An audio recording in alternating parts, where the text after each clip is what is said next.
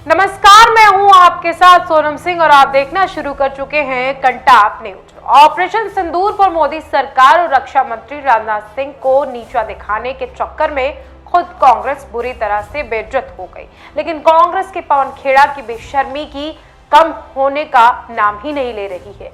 एक और जहां वो सोशल मीडिया पर फर्जी खबर का नैरेटिव गढ़ रहे थे, तो वहीं दूसरी ओर सेना के डॉक्यूमेंट ने फैक्ट चेक में सारी कहानी की पोल खोल दी।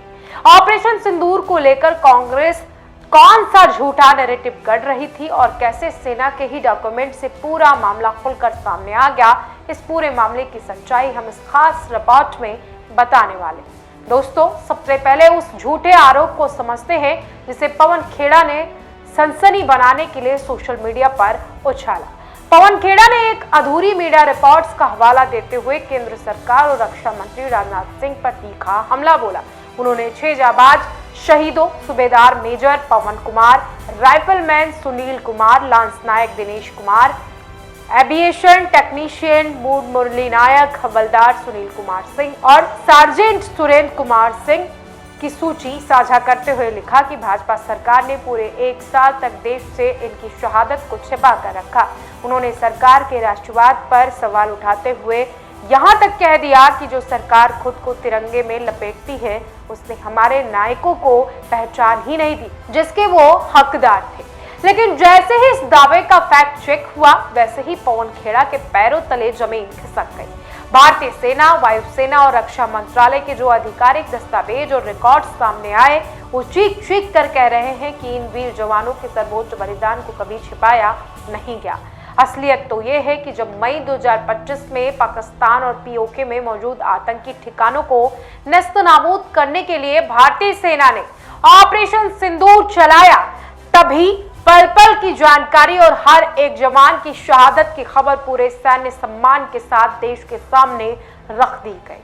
अब हम आपको बताते हैं वो तारीखें जब सेना ने खुद इन वीरों की गाथा देश को सुनाई।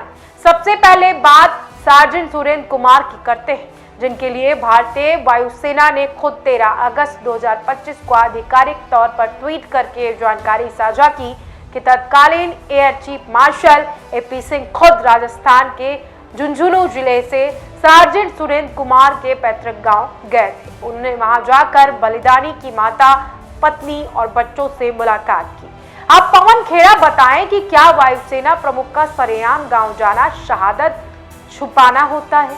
इसके बाद बात कर लेते हैं सूबेदार मेजर पवन कुमार, जिनके बारे में भारतीय सेना की व्हाइट नाइट कॉपर्स ने 16 मई 2025 को ही ट्विटर पर बाकायदा पोस्ट लिखकर उनकी वीरता, उनके सर्वोच्च बलिदान को सलाम किया।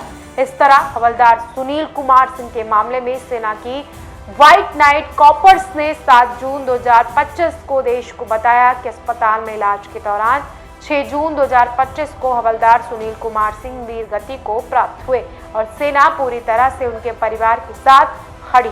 वीर चक्र विजेता राइफलमैन सुनील कुमार के लिए तो समाचार एजेंसी ANI ने 11 मई को 2025 में एक विस्तृत वीडियो रिपोर्ट जारी की, जिसमें जम्मू के त्रेवा गांव के उनके पार्थिव शरीर को पूरे सैन्य सम्मान के साथ उनके निवास स्थान पर लाते हुए दिखाया गया, जिन्हें खुद राष्ट्रपति द्रौपदी मुर्मू ने वीर चक्र से नवाजा।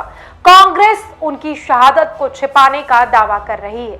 साथ ही अग्निवीर मुरली नायक और लांस नायक दिनेश कुमार के लिए भी सेना ने 20 मई 2025 और 7 मई 2025 को ही ट्वीट करके पुंछ सेक्टर में इनके सर्वोच्च बलिदान की गाथा देश के सामने रखी थी। इन तमाम पुख्ता सबूतों से ये साफ हो जाता है कि इन 6 वीरों की शहादत साल 2025 में पूरी दुनिया के सामने आ चुकी थी। सरकार ने न केवल तय प्रशासनिक प्रक्रिया के तहत इन नामों को नई दिल्ली स्थित राष्ट्रीय युद्ध स्मारक के डिजिटल और वास्तविक दीवारों पर हमेशा के लिए अंकित करवाया, बल्कि कांग्रेस ने अपनी ओछी राजनीति का इससे हथियार भी बना लिया। इस पूरे मामले में एक बार फिर यह साबित हो गया कि कांग्रेस पार्टी और उसके नेताओं को किसी भी खबर की तह में जाने या फैक्ट चेक करने की कोई आदत नहीं है। सिर्फ सरकार को बदनाम करने और प्रधानमंत्री नरेंद्र मोदी के साथ साथ रक्षा मंत्री राजनाथ सिंह को घेरने की हड़बड़ी में कांग्रेस के नेता इतने अंधे हो जाते हैं कि वो देश की सुरक्षा और सैनिकों की शहादत जैसे संवेदनशील मुद्दों पर भी झूठ परोसने से बाज नहीं आते। अगर पवन खेड़ा ने थोड़ा सा भी वक्त निकालकर भारतीय सेना या रक्षा मंत्रालय के आधिकारिक सोशल मीडिया हैंडल खंगाले होते तो शायद आज उन्हें और उनकी पार्टी को देश के सामने इस कदर शर्मिंदा नहीं होना पड़ता। मोदी सरकार में सैनिकों का सम्मान और उनकी शहादत पर पारदर्शिता हमेशा सर्वोच्च प्राथमिकता रही है। राष्ट्रीय युद्ध स्मारक की वेबसाइट पर शोल ऑफ ऑनर्स में इन नामों को दर्ज करना उसी सम्मान की एक अटूट कड़ी है। लेकिन बिना सोचे समझे, बिना जांचे परखे सीधे आरोप मढ़ देना आज कांग्रेस की राजनीति का नया ढर्रा बन चुका है, जिसमें उनके नेता पूरी तरह से माहिर हो चुके हैं। लेकिन देश की समझदार जनता अब इनके बहकावे में आने वाली नहीं है। तो दोस्तों, कांग्रेस के इस पूरे प्रोपेगेंडा और ऑपरेशन सिंदूर के नाम पर फैलाए गए सफेद झूठ को तथ्यों की कसौटी ने पूरी तरह से नस्तनाबूद कर दिया। सेना के शौर्य और शहीदों की बलिदान पर इस तरह की घटिया राजनीति करके कांग्रेस ने खुद को एक बार फिर से देश की नजरों में गिरा दिया है, या फिर यूं कहें कि सवालों के कटघरे में लाकर खड़ा कर दिया। इस बड़े खुलासे के बाद कांग्रेस पार्टी और उनके नेताओं से कुछ बेहद कड़े और सीधे सवाल पूछे जाना जरूरी है। पहला सवाल ये कि क्या हेडलाइन बटोरने की जल्दबाजी में देश के बीच शहीदों की शहादत पर ऐसा निराधार झूठ बोलना चाहिए? सेना के मनोबल को गिराने की साजिश ये नहीं है।